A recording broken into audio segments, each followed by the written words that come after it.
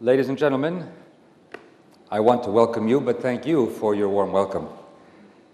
I'm very pleased to be with you here today, among so many people who work in the service for democracy, for civil rights, because in essence, that is what you do every day. You serve democracy by ensuring that citizens in every country and around the globe are thoroughly and hopefully objectively informed about issues of concern. And democracy, fighting for democracy, is a political tradition which I grew up in, very bonded with my own personal experience. My grandfather was jailed or exiled 6 times in his life, my father twice. I lived through a dictatorship when young. And they were in no way unique to this country. They were emblematic of the struggles of generations for democratic institutions in Greece. So that's why, precisely, I'm delighted that you have decided to hold your annual conference in Athens this year. Athens is not just the capital of a country that is going through a very difficult crisis. It's a country that is also grateful for your support. Athens is also the capital of a country that is undertaking enormous efforts to correct the fundamental underlying problems that caused this economic crisis. And in these difficult times, we take courage from our history in order to build a brighter future.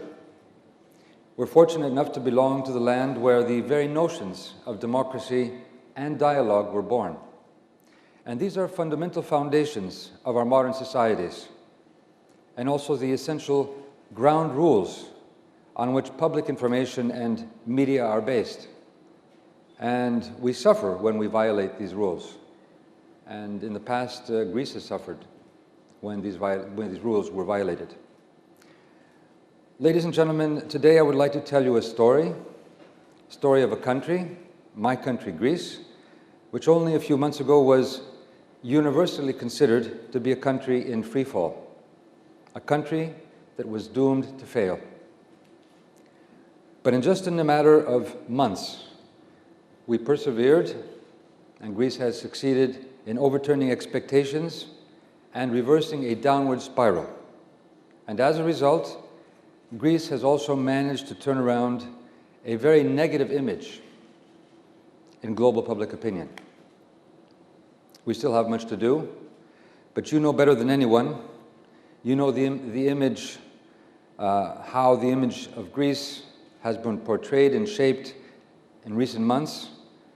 We've been playing out the worst financial crisis in our modern history, and doing so under the glare of international media. A very unique, if you like, experience. First, let me thank you all media, for making Greek citizens experts in finance overnight. Everybody in Greece from 7 to 97 knows what spreads and credit default swaps are. These have become household terms, even in the remotest of villages. The international media has also been instrumental in highlighting many of the underlying problems that precipitated the Greek economic crisis, but I would say how these are also linked with wider problems on our globe concerning the financial system and global governance. However, on the other hand, there's also been a degree of media speculation, if you like, which has exacerbated the fiscal problems that do exist and did exist, making them often even harder to solve. What we found out over the last few months is that there is also a mob psychology in the markets. They can get very excited and create bubbles, or very fearful to risk and stampede. And this is what we saw, but we also saw that this speculative psychology can be exacerbated by speculation in the media. So we realized, on the one hand, that we have a responsibility to live up to our problems, and we are the first to do so, being very open and very honest about the deep-rooted issues that we have to tackle. But we also have seen some unfair criticism, not just coverage of the Greek people, which were very close to stereotyping what a Greek means. And sometimes something between information and stereotyping is a gray area. So we had information, but we also had infotainment, and for Greece that was infopainment, I would say. I won't forget the times when we were told that we should deal with our financial crisis by selling off Greek islands in order to avoid bankruptcy, or articles that also painted pictures that Greece is simply a nation of indolent idlers. I looked up the statistics. Actually, in the OECD statistics, we're a member of the OECD. It just so happens we are number one in working hours amongst OECD nations. So we have had to deal with a crisis on many fronts. But through sheer effort and determination, we have succeeded in changing, I believe, to a large extent, negative stereotypes. But we also have to change our country. And we're doing so through the commitment and struggle of every Greek citizen. We have shown that we can perform what previously may have been thought as a miracle. They aren't miracles, they are simply the will that, and the determination that we are not going to be plagued by chronic problems. We look them straight in the eye, square in the eye, and take collective responsibility for fixing them. A nation that can stand on its own 2 feet, both with dignity and with hope. And in fact, use this crisis as an opportunity to look at issues that we had overlooked or had felt were secondary sometimes, but in fact were of primary importance in order to make our nation a viable one. Ladies and gentlemen, your job is to report the facts as objectively as possible. My job is to be honest with you, with the Greek people, and of course with the international community, which is supporting us in this effort to deal with the crisis. Present the facts as they are. The story of my country during this past year is a story of a country that came close to the brink, managed to avoid irreversible disaster, a story of a country that finally found the courage to tackle problems that it should have dealt with for many years. In October 2009, the Greek people voted for change, a little over a year ago. Greek people voted resoundingly for a government full of ambition, a government that had the political will to change all the things that were holding the country back. Committed a government to major institutional reforms, a government committed to total transparency, commitment to wiping out tax evasion, committed to changing our development model and greening our economy.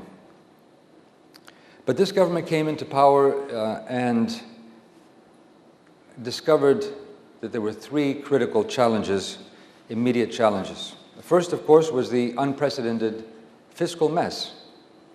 Despite the fact that we knew things were bad, the true state of Greece's public finances were far worse than anyone had predicted, had expected. The deficit turned out to be more than double what had been officially reported by the previous government only a few days before the elections.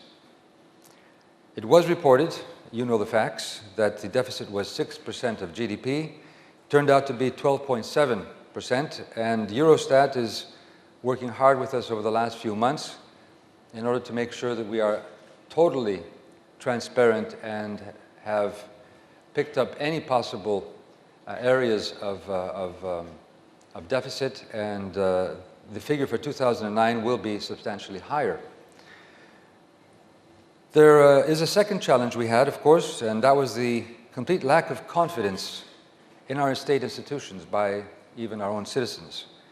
because of the counterproductive public sector, unluckily widespread graft, a lack of political transparency, and this inevitably created a deep sense of social injustice amongst our citizens, but it also impeded initiative, creativity, innovation, productivity.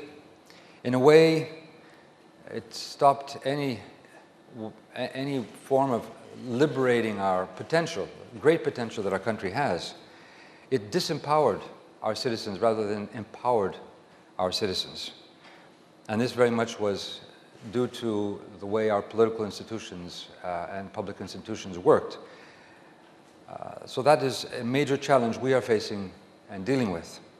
But this second challenge also had an effect on our competitiveness, with a double-digit external deficit, clearly not sustainable within the Eurozone. Thirdly, and perhaps most pressing at the time, was the severe problem of credibility. We had a credibility deficit. Nobody believed our numbers. Nobody believed our policies. Nobody believed what we said we were going to do. Nobody believed our country. And first of all, the markets themselves had lack of any sense of belief in what we were trying to do. So we had to hit the ground running. It was a race against time. The financial markets were already in turmoil after the global financial collapse of 2008, and this was clearly affecting the way they perceived things in Greece. No matter what measures we adopted, no matter how many cuts we promised to make, the markets only would react by being deeply skeptical of any policies, of our ability to follow the promises in a credible way, deeply skeptical of Greece's capacity to change. Instead, the markets kept repeating the same old mantra: Greece is doomed to fail. And luckily, many in the media also amplified this message. At the same time, the European Union had to face up to its own fiscal and institutional problems, a crisis it had not faced in the past. If this crisis has taught Europe anything, it is this, that you can't have a stable common currency without a common economic policy.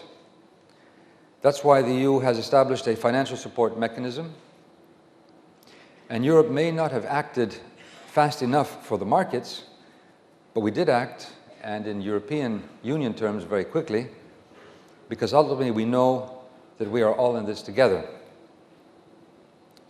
In fact, this action, this mechanism which we created, was an intervention in the markets which were not responding in the most rational of ways. So Greece now has some time, a short time, to be engaged in an unprecedented effort to bring our deficit to a sustainable level. But not only fiscal measures, we are also undertaking a raft of structural reforms, most of which should have been implemented many years ago.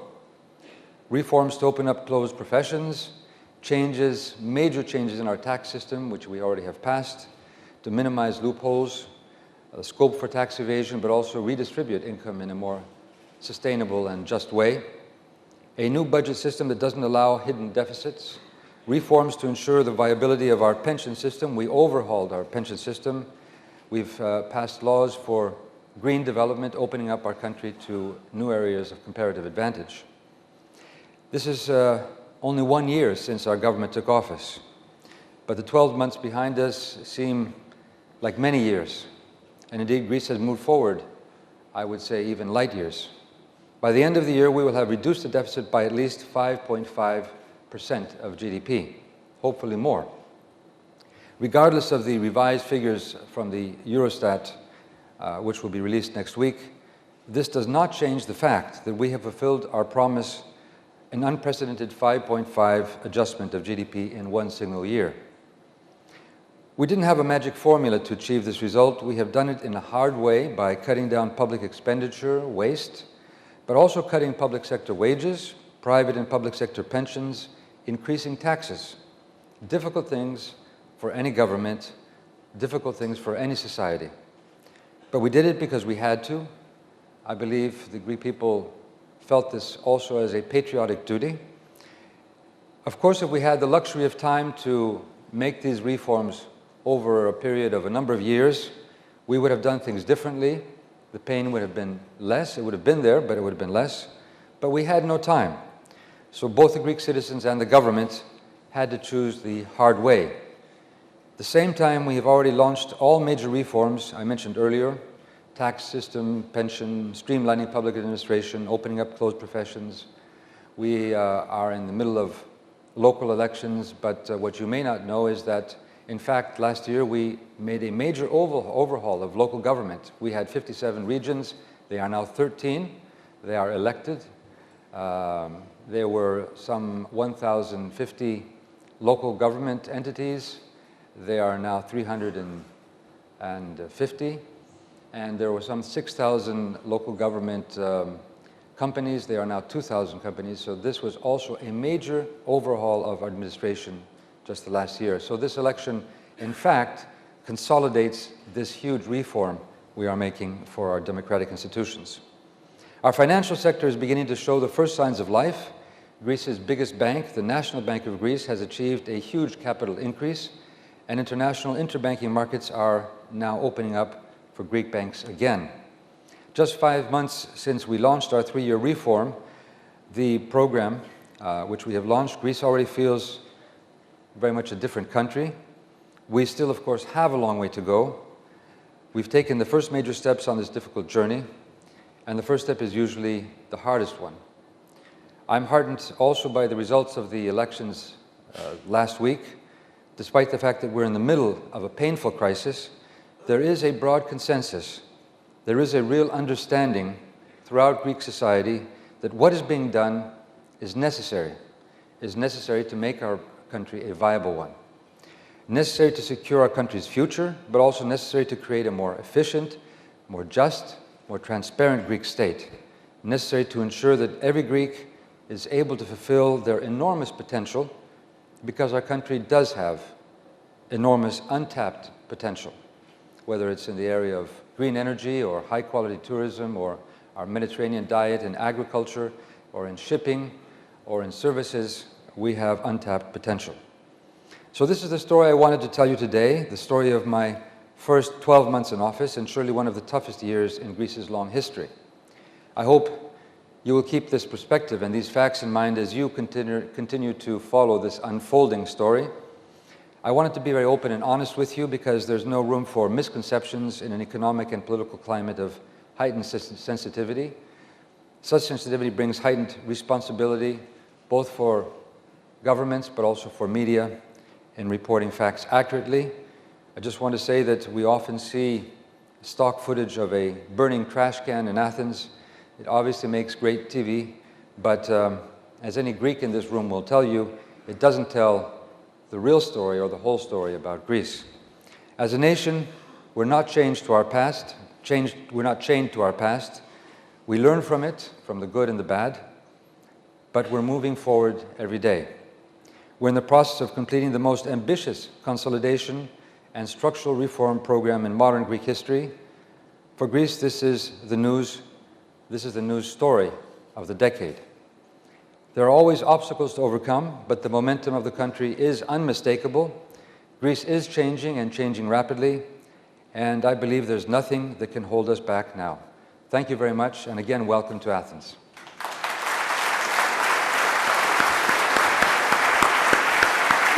Thank you. Great. Thank you. Thank you, Prime Minister. Would you like to sit here? And thank you for giving us that insight, but also we're going to stay and take a few questions. First of all, if I could ask you, you talk about Greece feeling like a different country, but the narrative internationally seems to remain really fixed. The markets are imposing strict borrowing costs on you. The media narrative also focuses on those burning bins in Athens.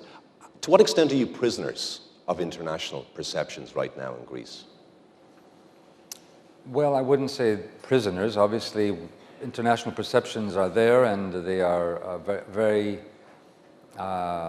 once media creates a perception, overturning that, changing that is not easy. At the same time, I think that what I have seen is that the fact that we're actually making change, and there are things other than just burning trash cans that are happening in Greece, that is also reported. And in fact, that is a stark contrast from what people have seen earlier. That is very useful for us. I'm not saying, don't report objectively. Objectively report what we're doing. That's all I would want to say is do it as objectively as possible. Give the whole story.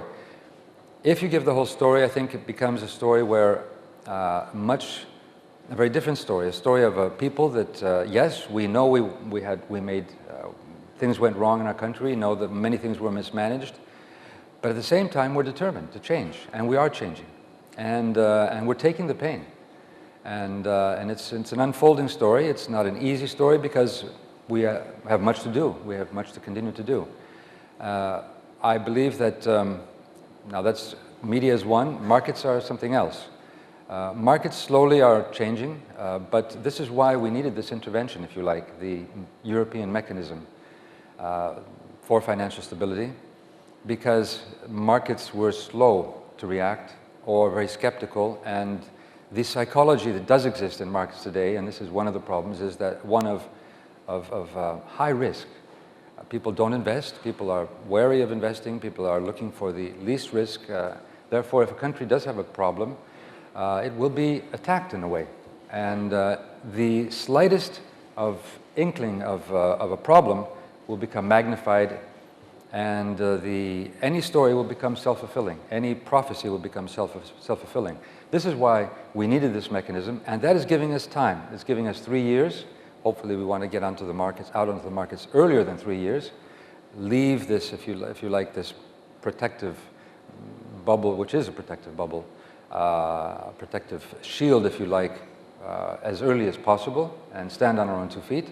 But it does give us time to make the necessary changes and prove, not only to our people, not only to the international community, but to the markets, that we can do it. You talked about your people.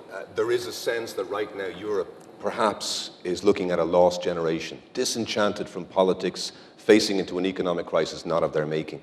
What is it, 40% of people didn't turn out in last weekend's elections? There's a serious crisis, isn't there, in confidence in your democracy? I think this is a wider problem, and a problem I think the media has much to help here on this issue. We are facing in our world I think a peculiar paradox. People can see that we have huge potential. We have a huge power, if you like. There's money around the world. We talked about trillions, which we hadn't used before the crisis as a number. Our citizens, and even in politics, you never talk about trillions. Billions was very much, but trillions wasn't. We have huge power with media. We have the capability of communicating. We have the internet. We have new capabilities in energy, medicine. But on the other hand, people, so if you talk to our younger generation, they say there's great potential. But people feel disempowered. They feel that these problems, these global problems, maybe are too large to solve. Or there isn't the sense of a global governance or guidance of where we're going, where this planet is going. And that hits directly on democratic institutions, which are essentially national. But nations alone today don't have the capability to deal with climate change. I mean, one country, no matter how big, can't solve climate change or the financial crisis. We have to pool our resources and pool our efforts. What does that mean for democracy? It means we have to find a way, on one hand, at the planetary level, to work together, but on the other hand, try to create more participative processes at the local level so that people can, in fact, become innovative, more involved, and so on. I just want to add to this, however, that when we talk about fiscal austerity in Europe, I like to use the word fiscal responsibility. Austerity sounds like a punishment. Fiscal responsibility also means that we need growth in Europe. We're talking about joblessness. We're talking about the fact that we need resources to invest in Europe also. It's not simply dealing with the market question of debt and deficit. but it's also investment. As a matter of fact, even markets are saying today that it's not enough to cut your deficit. You need growth. You need to invest. This is where I think Europe needs to find the resources. We've talked about this in the European Council. Our proposals, and from Greece and from a number of other countries, are issues like carbon tax, financial transaction tax, Eurobonds. These could be new resources for Europe to invest in infrastructure, for example, for Central Eastern Europe, Southern Europe, broadband, greening of our economies, education, innovation, which will make Europe really competitive on a global market, which it is not, or at least it's not as it should be today, and this would create a comparative advantage. So this is the other side, which I think is very important. Before I let you go, I want to take a couple of questions from the audience. We have some microphones here, and please, if you're asking your question, just tell us who you are, where you're from. Who's going to be our first questioner this morning? Very slow start here. Go on. There we go. Ed Mulhall, actually, from RTE, my boss. Yeah, Ed Mulhall from RTE, Mark. I want to refer back to what you talked about, the stampede in the Yes. in the markets. You could say that the stampede has begun again, particularly as this time related to the other peripheral countries, Portugal, Ireland, and Spain. And despite the announcement of significant austerity budgets and plans in those countries, the markets are now pushing them in the direction that Greece has gone, with possibly having to avail of European protection in the next while. That has been linked directly to discussions at the recent European Council. Do you think that there still remains that solidarity amongst the European group to deal with the crisis in a way that protects the currency and protects the Union? I think there are two things here. Well, three things. First of all, the stampede psychology, you can see. And what has happened, from our experience, I'll give you a little bit from our experience. We took measures. The markets would calm down slightly. Then there would be sort of like somebody making noise, and the stampede would all of a sudden start up again. Somebody would create fear, create an explosion or something, of some kind of news or whatever. And this happened 2-3 times. That's why I think this mechanism of intervention is important. Secondly, my feeling is Europe hasn't realized its potential, doesn't realize how strong it can be in dealing with these crises. I felt that Europe somehow was very fearful, or maybe too standoffish towards markets. Markets aren't necessarily rational. I think we have now been seeing over the last years, particularly with the crisis, that we need to make markets work for us, work for our societies. They're not a god to worship. We have to use them as a tool. They are very useful. If we use them as a tool, they can be very, very negative. We see them as a dogma and a god. Third point, which I think I would like to make on this, yes, there is solidarity. I would say there is solidarity for one very basic reason. We know we have to work together. We know that we can't deal with these problems alone. And we know that if there's a crisis in Ireland or in Greece or in Portugal or in any other country in the future, that will affect us all. It will affect us all in Europe. And with the Greek crisis, we saw that it could affect the whole world. Now, I would say there's another issue of solidarity here. Yes, in Greece, we had our problems, and we will live up to our responsibilities of what we have to change. On the other hand, if we want to talk about what happened in the world, Greece was not really responsible for the 2008 crisis. The toxic bonds that possibly Ireland or other countries bought up were done so under the premise that they were AAA. There was a real fraud, a question of fraud here. Now, who is going to pay for this? This is a real question of justice, and I think politically, this is a question which is underlying our political debate. We've daily, but maybe subconsciously sometimes or unconsciously, because we've someone forgot that there was a 2008 crisis, and now we're talking about the Greek or the Portuguese or the Irish and so on crisis. I believe, therefore, that if we really want to create solidarity, we have to look at some of the root causes of these crises and say, okay, Ireland has generally a very sound economy. If it didn't have these bond attacks, it would have a very sound economy. So we have to stick up with, we have to be in solidarity with the Irish people to help them get through this crisis as whatever. I don't want to make any suggestions what Ireland will do, if it has to get into this mechanism or not. That's a question. I would hope that the markets respond in a way that it doesn't have to. But at least the mechanism is there. But I think we need to create more of a solidarity even in Europe, because what we saw also in Europe was a tendency to say, oh, these bad Greeks, oh, these bad Irish or whatever, sort of trying to say that the problem was inherent in some sense of a DNA. No such thing. Each country has its problems, and we have to live up to them.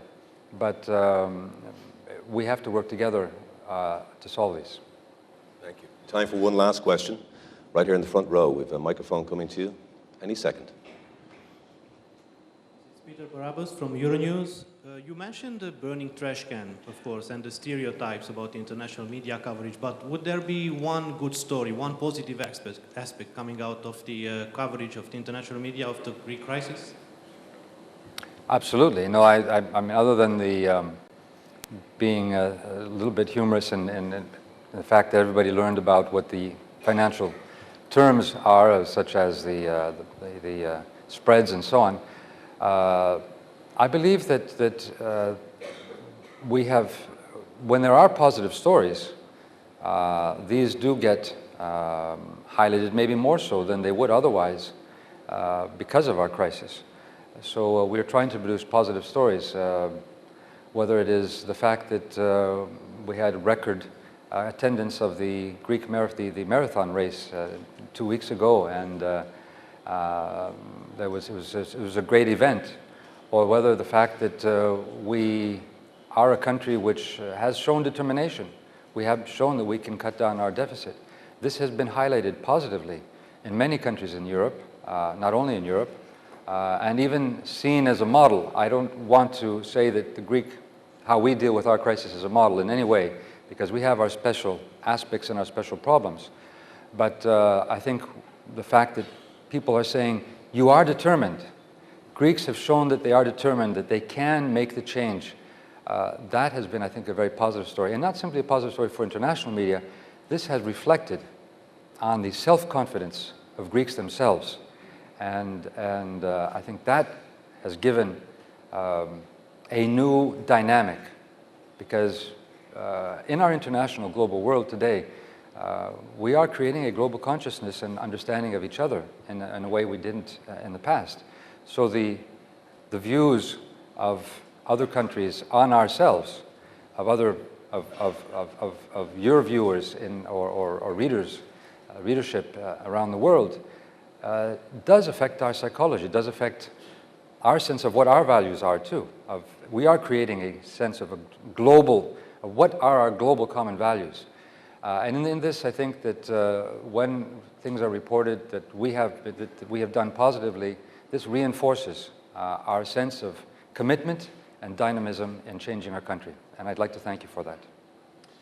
Prime Minister, I know there's plenty of other places at this moment in your history you could be right now spending your time. Thank you for spending your time this morning with us. And on your behalf, I'd like to thank the Prime Minister of Greece, George Papandreou. Thank you very much. Prime Minister, I'm with you.